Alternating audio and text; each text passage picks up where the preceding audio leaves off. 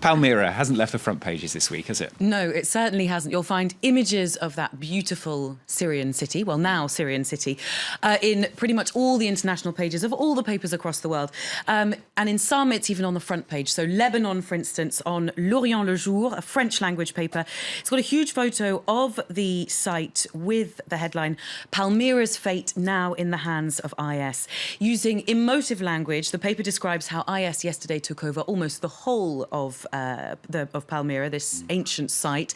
It's a Syrian archaeological site, but it belongs to the world, they say.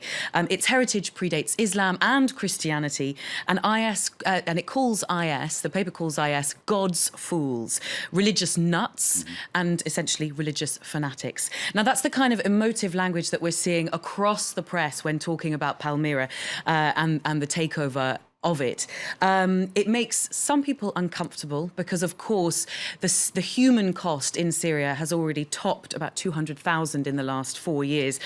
So that thorny question is addressed in The Guardian by Jonathan Jones, an arts writer, who asks, is saving priceless antiquity as important as saving people? Now, he actually comes down and says the argument shouldn't exist at all. There's no contradiction between mourning people and mourning artifacts. The past is human, he says. It's not a remote place, it's a mirror of ourselves. And the ruins of Palmyra, they're not dead, they are living. And again, he says, if it comes to it, they ought to be guarded by airstrikes for the sake of all our futures. It's become such a theme this week, hasn't it? I mean, we've had the fall of Ramadi in Iraq, now Palmyra in Syria. A lot of people saying that the fight against the Islamic State is really failing. Well, and some soul-searching in the US, in fact, as the Obama administration tries to work out what its next move is. So last night, it announced it would be rushing 1,000 anti-tank rockets to the Iraq military. And obviously there's echoes there of the US involvement in Iraq previously. Tom Towles in the Washington Post sums it up quite neatly with this cartoon where the Iraqi field officer is a scarecrow who, as you can see, is absolutely not succeeding in scaring the crow, which is IS. And underneath there, just in the bottom right, there's the quote, train him up again. He wasn't trained up the first time well enough by US forces, so now it's time to retrain those Iraqi troops. OK, well, from one terrorist organisation to another, this time Al-Qaeda, because bin Laden's files have been declassified by the US. And they're causing a bit of a stir, Stuart. So the Daily Star, a Lebanese paper, devotes a whole page to these bin Laden files, as it calls them. These are files taken from bin Laden's compound in Pakistan just after his death. And they reveal here in the paper just some of what these files show. So they show the mindset of Al-Qaeda's founder, his anxiety over Western spying, and his fixation with the group's media image. Now, Le Monde also looks at these files.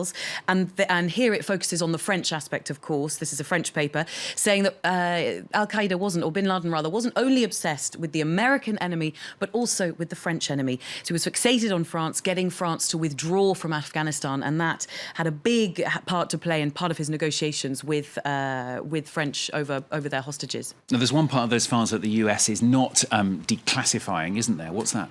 There is, and it's quite an unlikely stash for the Islamist leader who sort of preached a life of modesty and kind of sexual modesty. It turns out it's a porn stash. According to officials, the pornography was modern and extensive, was the collection, but it's not actually clear who it belonged to. So everyone's rushed to say, oh, this is unbelievable, and there's kind of been derision all over the world. Jon Stewart in The Daily Show in the US famously derided this already. But we don't actually know if it was Osama bin Laden who was watching these tapes. We just know that they were found in the compound where 22 other people were also staying.